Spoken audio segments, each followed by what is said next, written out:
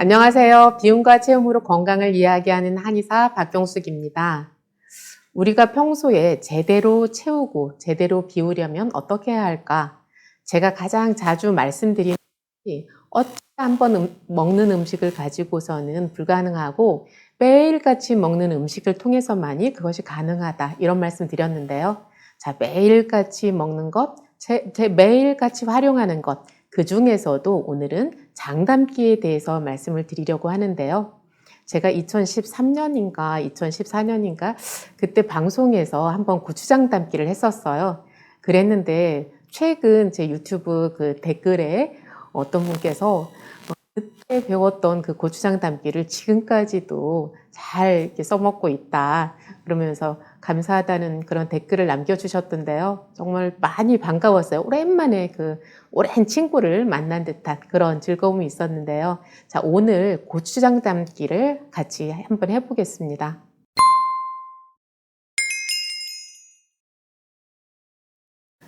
이제 음력 3월이 되었습니다. 음력 1월에 간장 담기를 함께 했었죠. 그래서 원래대로라면 고추장 담기는 가을에 담는 것이 제일 좋은 것 같아요. 그리고 가을에 담는 걸 놓쳤다면 음력 2월 정도에 담는 게 좋은 것 같은데, 그런데 제가 2차 저차 여러 일들로 인해서 좀 미뤄두다가 이제 3월이 되어서야 고추장을 담게 되었습니다. 이제 날씨가 많이 따뜻해졌죠. 그래서 저는 한의원 그 베란다 굉장히 넓은데요. 텃밭을 만들어 놨어요. 그래서 거기에 상추도 심고 쑥갓도 심고 고추모종도 심고 여러 가지를 심었는데요. 자, 이제 그렇게 농사일들로 바쁘기도 하고 그리고 집에서도 간단하게 그런 채소 키우기도 하기 좋은 그런 계절이 되었습니다.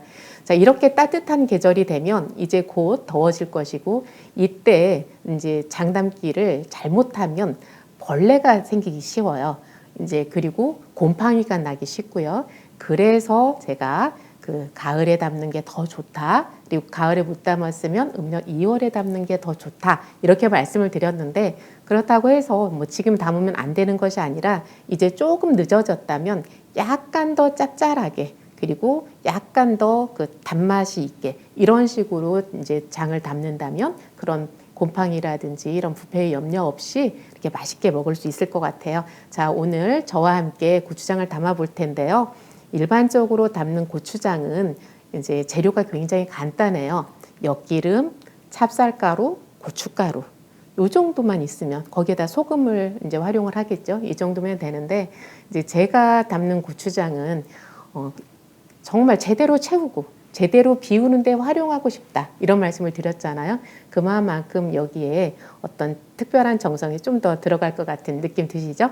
자, 한번 보시겠습니다. 일단 재료부터 소개해 보면요. 제일 중요한 이제 고춧가루 사진이 빠졌는데요. 뭐 고춧가루는 누구나 다 아시잖아요. 이제 고춧가루 준비하고요. 이제 저 같은 경우는 가을에 그 유기농 고춧가루를 1년이면 뭐 100근이나 200근 이 정도를 한꺼번에 사요. 그래서 이제 그 딱 수확하고 나서 그 초창기가 아니고서는 그 유기농 고춧가루를 이렇게 한꺼번에 많이 이제 구매가 하기가 쉽지가 않더라고요. 그래서 그렇게 구입을 하는데요. 그렇기 때문에도 가을에 담는 게 더 좋다는 거예요. 그러니까 이왕이면 그 주 재료를 오래 묵히지 말고 그렇게 바로 사용하면 더 좋지 않겠어요? 그리고 이제 가을에 어느 정도 숙성될 무렵 해서 이제 날씨가 추워지기 때문에 그래서 이제 부패 염려가 더 없는 거고요. 자, 어쨌든 고춧가루 준비하고요. 이제 두 번째 엿기름하고 메주가루가 있어야 되고요. 엿기름, 메주가루 그리고 조청 이것들은 이제 간단하게 생협에서 사면 유기농으로 이렇게 살 수가 있고요. 그 다음에 준비한 게 이제 찹쌀가루를 준비해야 되는데 찹쌀가루라 하더라도 그냥 백미로 된 찹쌀이 있겠고 현미로 된 찹쌀이 있겠죠. 그래서 영양을 좀 더 가득 담기 위해서 현미 찹쌀을 이제 선택을 했어요. 그런데 현미 찹쌀이라고 해도 또 이제 발화를 시키면 영양이 훨씬 많아지거든요. 그리고 발화를 해도 그냥 발화되자마자 딱 그만 이제 그친 것과 발화를 해서 한 3일 정도 키워서 5mm 정도 되게 그렇게 키운 발화현미랑 영양이 굉장히 달라요. 그래서 발화하고 한 3일 정도 키운 그런 발화현미를 준비했고요. 그래서 바라 현미 찹쌀이 좀 부족해서 이거랑 하얀 찹쌀이랑 흰 찹쌀이랑 섞어서 이렇게 사용을 했는데요. 어쨌든 찹쌀 가루로 준비했고요. 그리고 브로콜리 새싹 가루를 준비했어요. 제가 이제 브로콜리 새싹에 대해서는 별도로 동영상을 마련한 적이 있었는데요. 이것이 이제 속을 편하게 하기도 하고, 그리고 뇌에서 신경신호 전달이 잘 일어날 수 있도록 해주고, 우리 몸에서 항산화 활동 굉장히 폭넓게 이렇게 작용한다, 이런 말씀을 드렸었죠. 그래서 이렇게 브로콜리 새싹을 준비해 봤고요. 그리고 거기에다가 보리 새싹 분말을 준비했어요. 그러니까 이번 고추장의 컨셉은 주로 이 새싹 분말 여기에 있다고 생각을 하시면 될 것 같아요.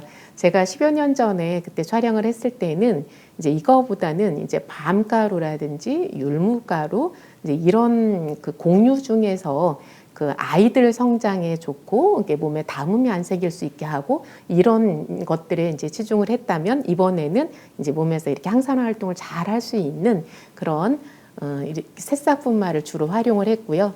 그리고 거기에다가 또 하나 특별한 게 있어요. 이렇게 꼭 간장처럼 생겼는데요. 이것은 브로콜리 새싹을 유기농 설탕으로 해서 청을 담아놨던 거예요. 그렇게 해서 한 3년 정도 보관해뒀던 게 있는데 그걸 사용했어요. 그러니까 브로콜리 새싹이 가루로도 들어가고 이걸 이렇게 청으로 만들어놨던 것도 들어갔어요. 그래서 이 정도면 주 컨셉이 새싹이 있다라고 얘기할 수 있을 것 같지 않나요? 자, 이렇게 재료를 준비했고요. 자, 그렇다면 이제 만드는 순서 하나씩 살펴보겠습니다. 자, 제일 먼저 할 일은 엿기름을 물에 담그는 거예요. 그래서 엿기름을 이제 충분히 이렇게 우러나게 손으로 이렇게 저어가면서 엿기름 물을 만들고요. 그 물을 이제 어떤 큰 그릇에다가 걸러서 넣는 거예요. 이것을 이제 부직포라든지 이런 자루처럼 생긴 거 이런 데다 넣고서 해도 되는데, 그런데 이제 이번에는 그냥 이렇게 했어요. 양이 너무 많아서 재료를 다시 한번 보시면 고춧가루가 20kg 했어요.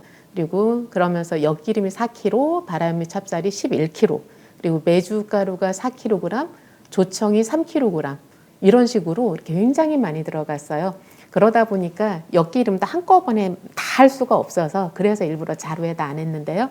자, 엿기름을 이렇게 담궈서 이렇게 채반에다가 고운 채에다 이렇게 받치는 거예요. 물만 받치고 거기에다가 그 바라현미 그 찹쌀가루 있죠? 그 찹쌀가루를 이렇게 풀 때처럼 다 풀면 되는 거예요.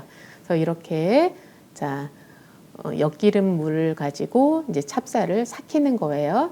자, 이렇게 한 다음에 이것을 뭐 하루 정도 뭐 몇 시간 놔뒀다가 이렇게 이제 끓이셔도 되는데, 근데 그렇게 안 해도 되더라고요. 이제 예전에는 제가 이걸 걸러서 좀 더 삭으라고 하루 정도 이렇게 밤에 묵혀놨다가 이제 하기도 했었는데, 그렇게 할 필요가 없고 그냥 이렇게 걸러서 개고 그것을 넣고 끓이는 거예요.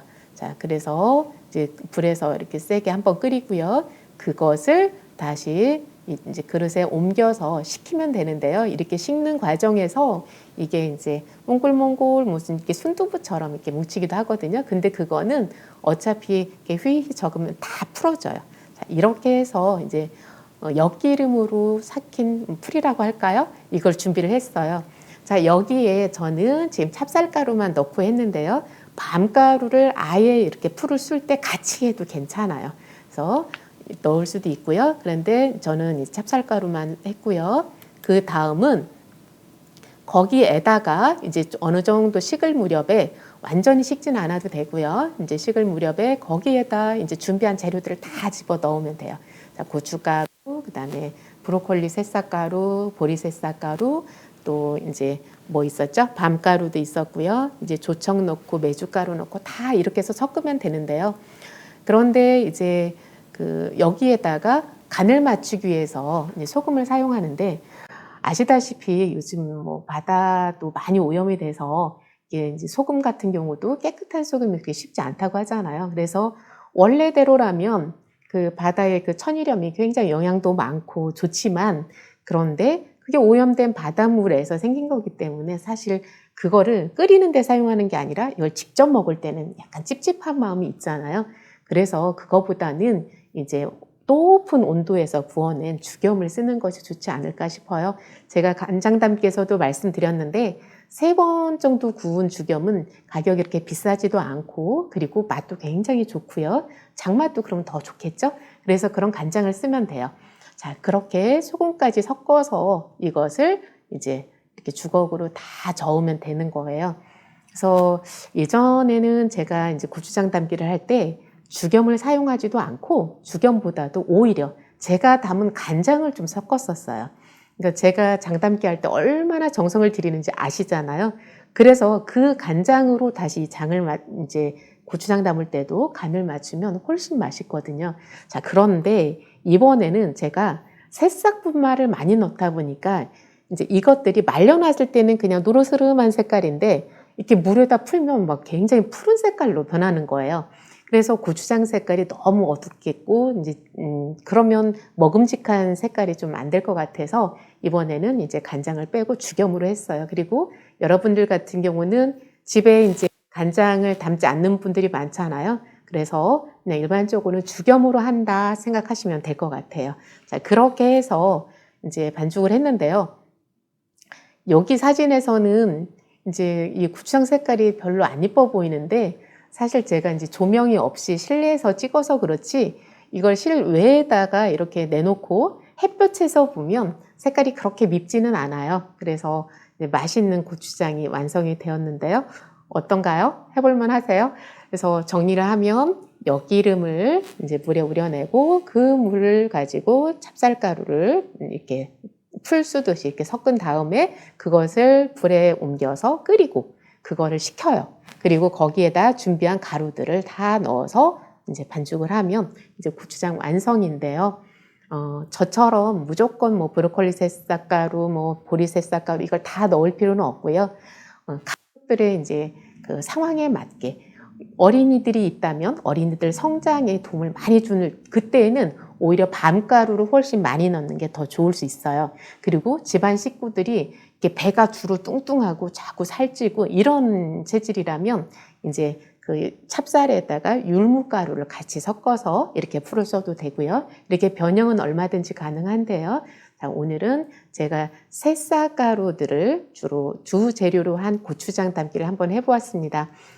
이 고추장이 이달 무렵에서는 열무 비빔국수 또는 열무 냉면 또는 열무 비빔밥 이런 거 한번 해보면 어떨까 싶어요. 제가 이제 고추장이 있고 그리고 이제 맛있는 열무가 나오고 그러면 그런 음식들 중에 하나를 선택해서 한번 준비해 볼게요.